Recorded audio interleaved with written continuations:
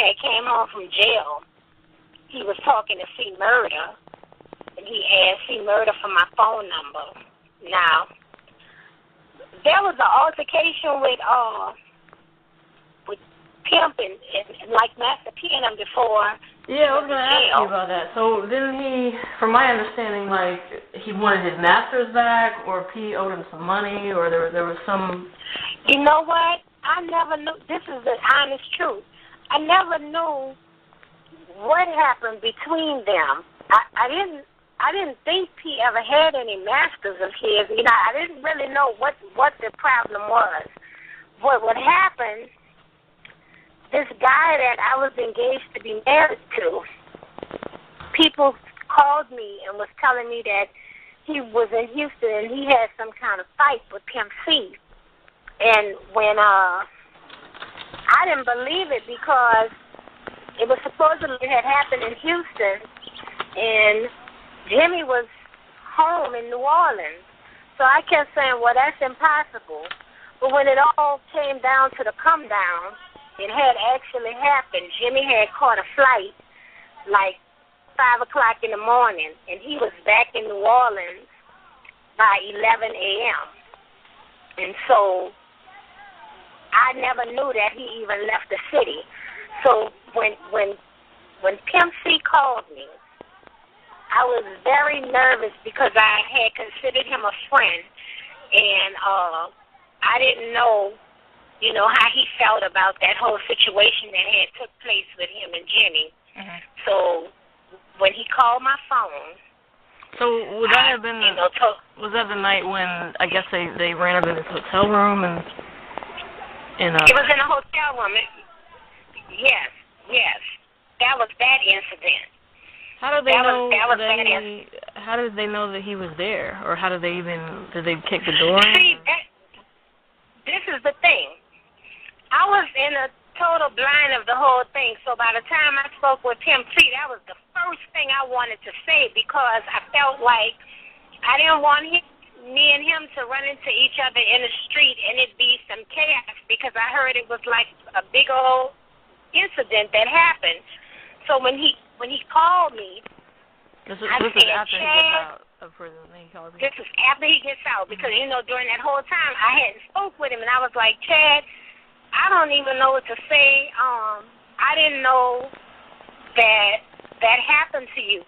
I said, that guy was home so early, I went to that like it couldn't have never happened. And he told me, he said, Mia, don't worry about that. I already talked to, and I know you had nothing to do with that. I was like, me and this guy, we ended up going out in a blaze of gunfire, and you know he's dead. I was telling, I was like, you know, he died, and he was like, yeah, I know, but don't worry about that because I know that you had absolutely nothing to do with it.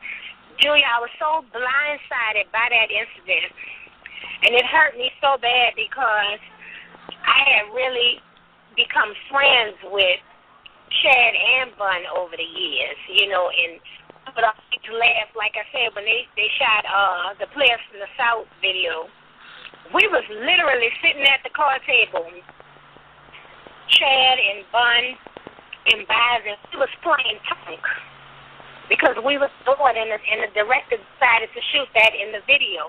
And they were smoking cigars while we were playing. And, girl, I don't smoke. And I'm trying to stop from coughing, and they snapped me because the smoke was so damn.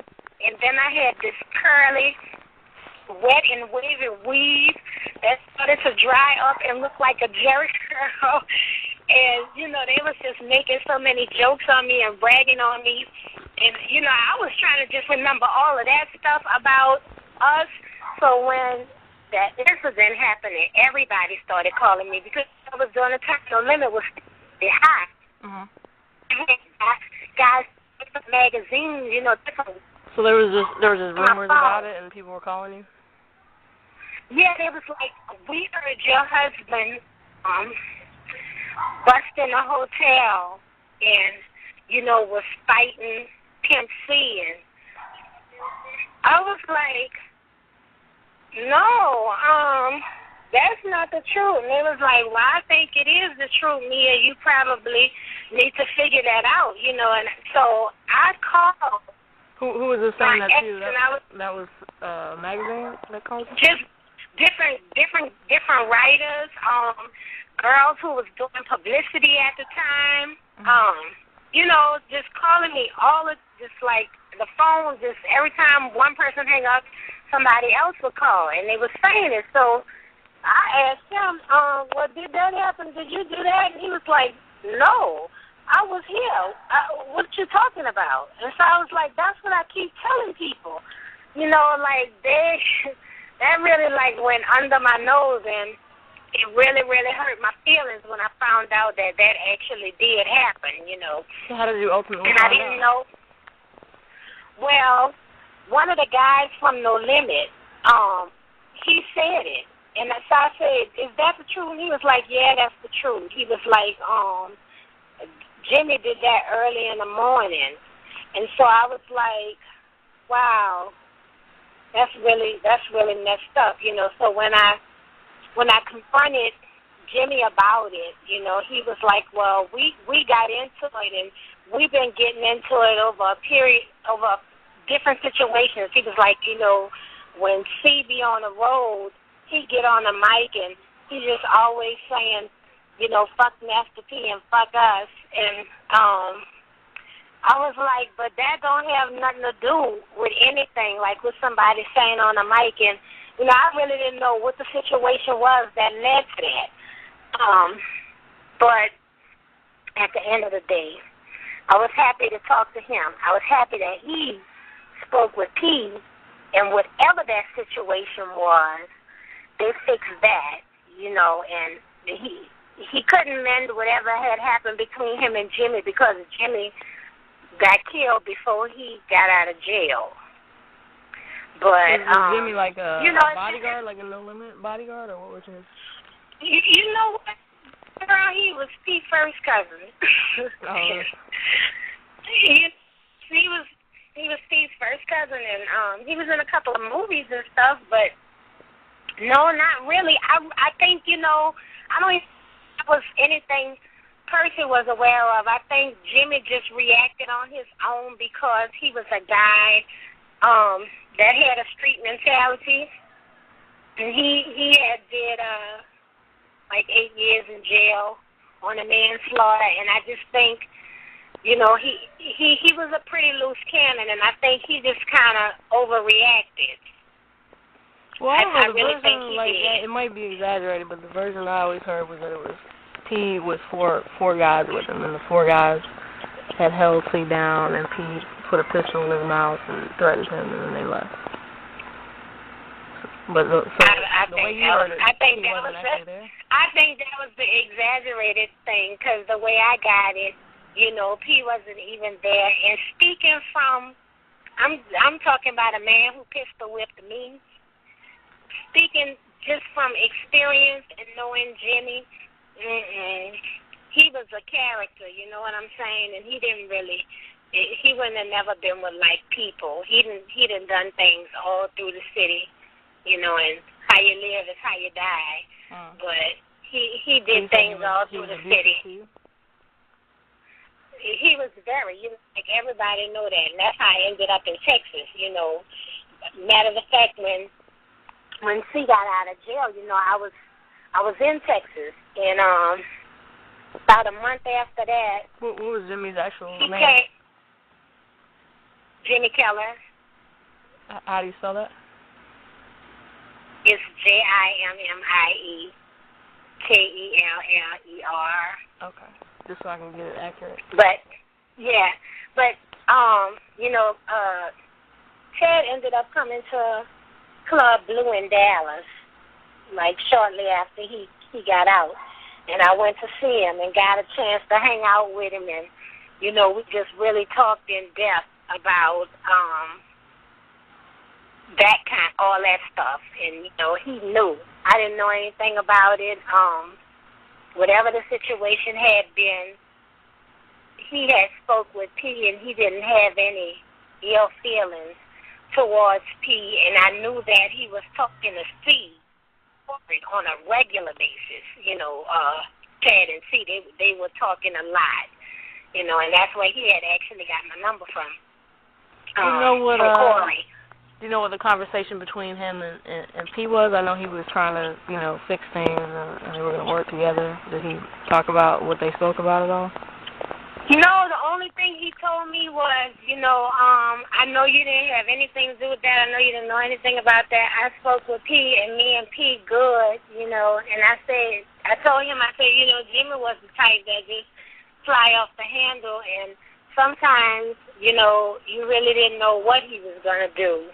And I told him I'm not taking up for P, and I'm not speaking against Jimmie. It's just the truth. It's one of those situations where Jimmie would just do things sometime, and you just be left with that, oh, my goodness. Like we went to the Waffle House one time, and the people took too long to cook our food, so he jumped behind the counter and started cooking the food. Well, I feel like doing that myself sometimes. But no, to be that girl, it was the next level. I was like, Lord, I don't even like to eat in Waffle House to this day because it always reminds me of like that night, Wow. But well, somebody else had said he had two bodyguards, Tony and Kirk or Kyle maybe. That were there. Does that ring a bell? Or? Now you see, this is the thing.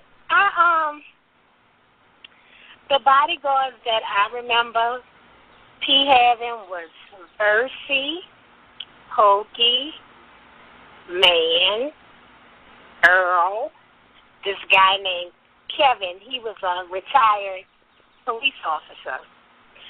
So, I don't know Tony. Like, I never even heard of a name Tony. And I'm trying to see even a Kirk. Like, the bodyguards that I knew him to have from the time I started working with him, from 94 to like 99, because that's when I got out of the game. It was pretty much the same people. And any new people that came around, I really didn't know them that well because I stayed my distance. I kind of did my work. I think when the incident happened, it was probably in 2000, like mid-2000. Does that sound about right? Right. So you see, by this time, I really wasn't doing a lot of rapping. Jimmie and I, we were taking care of your kids and whatnot. Together, yeah, because at that time they were entering junior high school, and so I was home for the most part. But so I wouldn't know who had came along, but I remember the ones that was there then, and I never got all of that story because one thing about it. Jimmie tried to deny it to the end, and then when he did, he tried to make it seem like it was based previous altercations. I didn't even really know that to be true because I didn't know where they would be running into each other at. But I do know this. When Chad was passionate about something, spoke on it. And however it went after that, that's the way it had to go.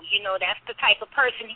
So if he felt any kind of way, and if he was saying anything, it was based on, his passions and his beliefs about whatever the situation could have been.